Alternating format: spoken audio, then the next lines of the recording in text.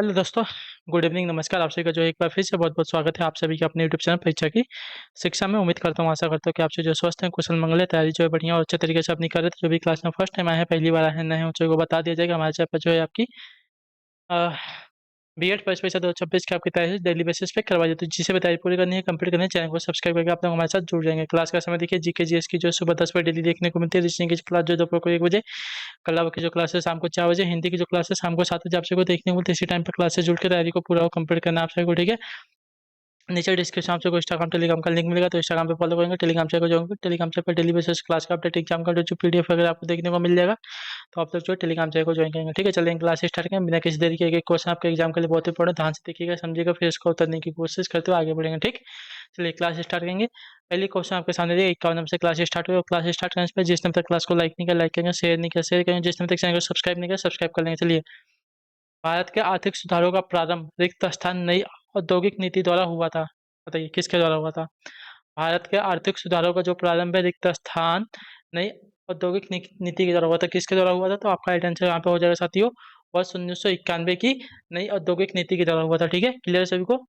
नई औद्योगिक नीति 1991 का मुख्य उद्देश्य बाजार की ताकतों को सुविधाएं प्रदान करना और दक्षता बढ़ाना था, ठीक है। नई औद्योगिक नीति जो 1991 के मुख्य लक्ष्य थे, एल यानी कि उदारीकरण, पी यानी कि निजीकरण और जी यानी कि वैश्वीकरण, ठीक है। एलपीजी। चलिए, 52 नंबर है, वर्ष 1940 में रेडिकल डेमोक्रेटिक पार्टी का गठन किसने किया था? बताइए, वर्ष 1940 में रेडिकल डेमोक्रेटिक पार्टी का गठन किसने किया था? तो आपका राइट आंसर होगा एम एन रॉय ने, ठीक है, जो आपका बीएलए विकल्प देगा आपका राइट आंसर होगा। चलिए, अगले क्वेश्चन को देखेंगे आपका साथियों, 53 नंबर उत्तर दीजिएगा। राइट आंसर होगा भारतीय कार्यपालिका का अध्यक्ष कौन है? बताइए, भारतीय कार्यपालिका का अध्यक्ष कौन है? भारतीय कार्यपालिका का अध्यक्ष जो आपका राष्ट्रपति होता है, ऑप्शन जो दिया गया, ये वाला विकल्प आपका राइट आंसर होगा, ठीक। अगले क्वेश्चन को देखेंगे आपका 54 नंबर, संघीय मंत्रिपरिषद की मंत्री सामूहिक रूप से उत्तरदायी होते हैं किसके प्रति? बताइए, संघीय मंत्रिपरिषद के जो मंत्री होते हैं सामूहिक रूप से किसके प्रति उत्तरदायी होते हैं? तो आपका राइट आंसर होगा लोकसभा के प्रति, ठीक है। ऑप्शन जो डी दिया गया है राइट आंसर हो जाएगा। क्लियर सभी को इसके बारे में। संघीय मंत्रिपरिषद के मंत्री जो है सामूहिक रूप से लोकसभा के प्रति उत्तरदायी होते हैं। 55 नंबर है, एक अपूर्ण प्रतियोगिता बाजार में निम्नलिखित में से कौन सी चीज नहीं पाई जाती? बताइए, एक अपूर्ण प्रतियोगिता बाजार में निम्नलिखित में से कौन सी चीज नहीं पाई जाती है? तो आपका राइट आंसर यहाँ पे हो जाएगा क्रेताओं और विक्रेताओं की बड़ी संख्या नहीं पाई जाती, ठीक है। तो ऑप्शन जो सी दिया गया है राइट आंसर हो जाएगा। क्लियर सभी को, है ना।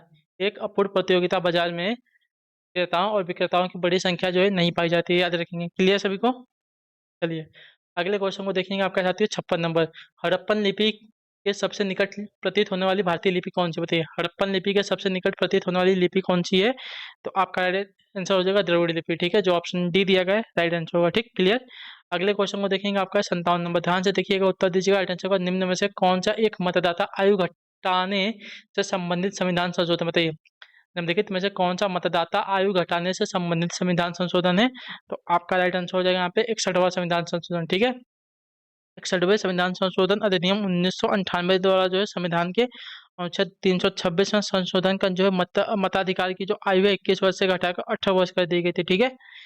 चलिए, अगले क्वेश्चन को देखेंगे आपका है 58 नंबर, उत्तर दीजिएगा। राइट आंसर हो जाएगा निम्नलिखित में से कौन पवन का निक्षेपात्मक स्थल रूप है? बताइए, पवन का निक्षेपात्मक स्थल रूप कौन सा है? तो पवन का निक्षेपात्मक स्थल रूप आपका हो जाएगा लोएस्ट, ठीक है, जो ऑप्शन डी दिया गया है राइट आंसर। लोएस्ट जो है पवन का निक्षेपात्मक स्थल रूप है, ठीक है। डेल्टा नदी का, पुलिन सागरी जल का तथा कंदार जो है भूमिगत जल का निक्षेपात्मक स्थल रूप होता है। 58 नंबर, अटलांटिक और प्रशांत महासागर जुड़े हैं किससे? बताइए, अटलांटिक और प्रशांत महासागर किससे जुड़े हुए हैं? तो आपका राइट आंसर होगा पनामा नहर के द्वारा, ठीक है। पनामा नहर के द्वारा जो आपका अटलांटिक और प्रशांत महासागर जुड़े हुए हैं।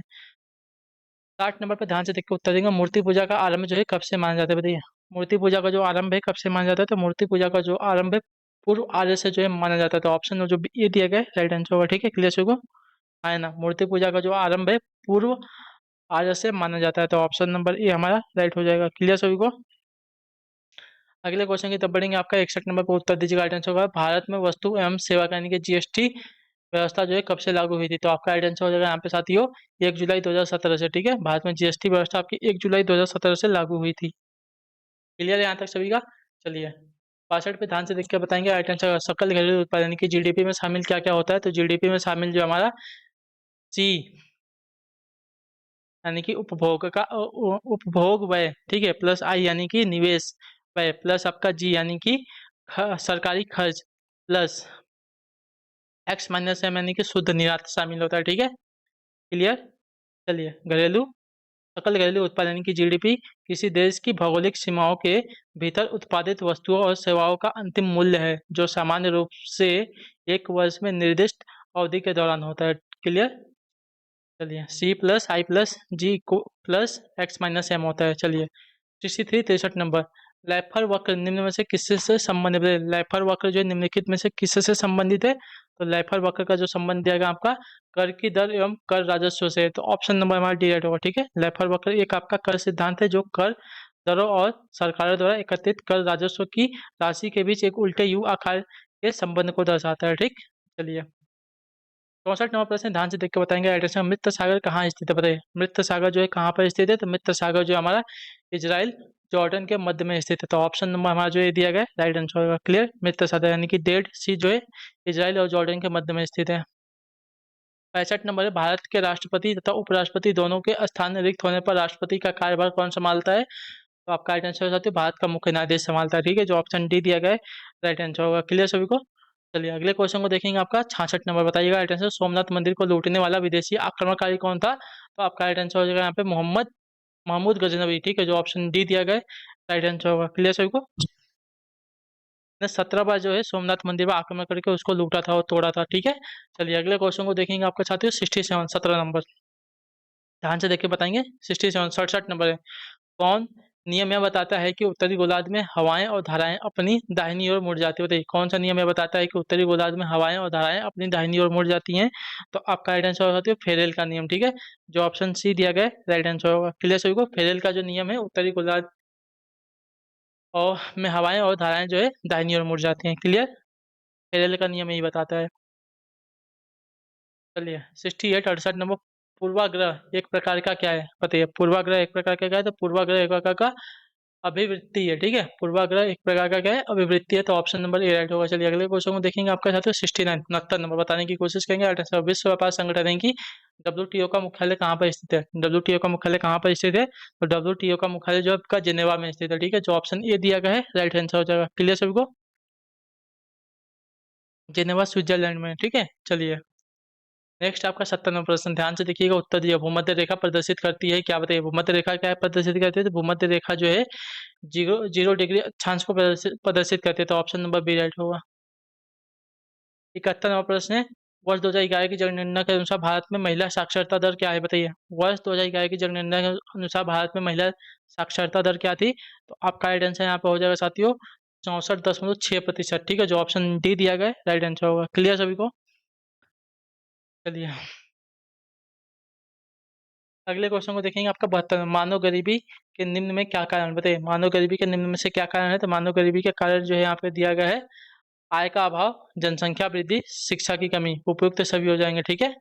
चलिए, अगला क्वेश्चन 73 73 नंबर प्रश्न, भारतीय दर्शन को जैन धर्म का प्रमुख योगदान क्या था? बताइए, भारतीय दर्शन को जैन धर्म का प्रमुख योगदान क्या था? तो यह था साथियों स्यादवाद का सिद्धांत, ठीक है। ऑप्शन जो बी दिया गया आपका एड्रेस, जैन धर्म का स्यादवाद सिद्धांत जो भारतीय दर्शन के लिए एक प्रमुख योगदान था, ठीक है।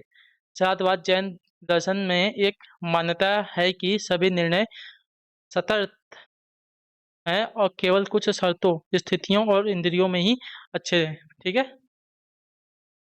74 नंबर प्रश्न, अमेरिका का राष्ट्रपति किसके द्वारा चुना था? बताइए, अमेरिका का जो राष्ट्रपति है किसके द्वारा चुना था? आपका आंसर इलेक्ट्रोल कॉलेज के द्वारा, ठीक है। इलेक्टोरल कॉलेज के द्वारा जो है अमेरिका का राष्ट्रपति चुना जाता है, ठीक। अगला प्रश्न आपका है 75 नंबर, बताने की कोशिश करेंगे। शिक्षा का किंडरगार्टन पद्धति का प्रतिपादक कौन है? बताइए, शिक्षा की किंडरगार्टन पद्धति के प्रतिपादक कौन है? तो आपका राइट आंसर यहाँ पे हो जाएगा फ्रोबेल, ठीक है। जो ऑप्शन ये दिया गया है राइट आंसर होगा। क्लियर। चलिए, अगले क्वेश्चन को देखेंगे। आपका 76 नंबर, शक संवत का प्रारंभ कब हुआ था? तो शक संवत का जो प्रारंभ है साथियों 78 ईसा पूर्व में हुआ था, ठीक है। शक संवत का जो प्रारंभ 78 ईसा पूर्व से हुआ है, ठीक है। चलिए, शक संवत जो है कुषाण वंशी राजा कनिष्क ने शुरू किया था। चलिए, अगला आपका 77 77, भारत में बेरोजगारी वो कम किया जा सकता है, कैसे बताइए? भारत में बेरोजगारी को कैसे कम किया जा सकता है? तो भारत में बेरोजगारी को जो है कम किया जा सकता है जनसंख्या वृद्धि दर को कम करके, व्यावसायिक शिक्षा अपनाकर, लघु एवं कुटीर उद्योगों का विकास कर कर, इन सभी के द्वारा जो है भारत में बेरोजगारी को कम किया जा सकता है। ठीक है, 78 नंबर ध्यान से देखिएगा, उत्तर दीजिएगा। राइट आंसर का वर्ष 1976 किसके लिए जाना जाता है? बताइए, वर्ष 1976 जो है किसके लिए जाना जाता है? तो वर्ष 1976 जो है यहाँ पर अमेरिकी स्वातंत्र की घोषणा के लिए जो है जाना जाता है। तो ऑप्शन नंबर जो सी दिया गया है राइट आंसर होगा। ठीक है, वर्ष 1976 जो है अमेरिकी स्वतंत्रता की घोषणा के लिए जो है जाना जाता है। क्लियर? चलिए, 78 नंबर हो गया है। 79 नंबर ध्यान से देख के बताएंगे। राइट आंसर, बैरम खान ने किस बादशाह के लिए 4 वर्षों तक शासन की देखभाल की थी? बताइए, बैरम खान ने किस बादशाह के लिए 4 वर्षों तक शासन की देखभाल की थी? तो आपका राइट आंसर हो जाएगा यहाँ पे अकबर की। ठीक है, ऑप्शन जो ये दिया गया राइट आंसर हो जाएगा। आखिरी क्वेश्चन है, इसका उत्तर देंगे। उत्तरी ध्रुव पर सदैव प्रकाश रहने की अवधि क्या है? उत्तरी ध्रुव पर सदैव प्रकाश रहने की अवधि क्या है? तो उत्तरी ध्रुव पर सदैव प्रकाश रहने की अवधि जो है 21 मार्च से लेके 23 सितंबर तक है। ठीक है, तो ऑप्शन नंबर बी राइट होगा। चलिए, इसी के साथ जो क्लास है आज की यहीं पे पूरी होती है। कंप्लीट। उम्मीद करता हूँ आपसे को जो क्लास अच्छी लगी, पसंद है, अपना जो फीडबैक है क्लास के बारे में नीचे कमेंट में, क्लास अच्छी लगी लाइक करेंगे, जब मैं पहले चैनल को सब्सक्राइब कर लेंगे। मिलते हैं आप सबसे आपकी अगली क्लास में, तब तक के लिए टाटा बाय बाय, जय हिंद, जय भारत। आपसे क्लास से जुड़ने के लिए बहुत बहुत ही धन्यवाद साथियों।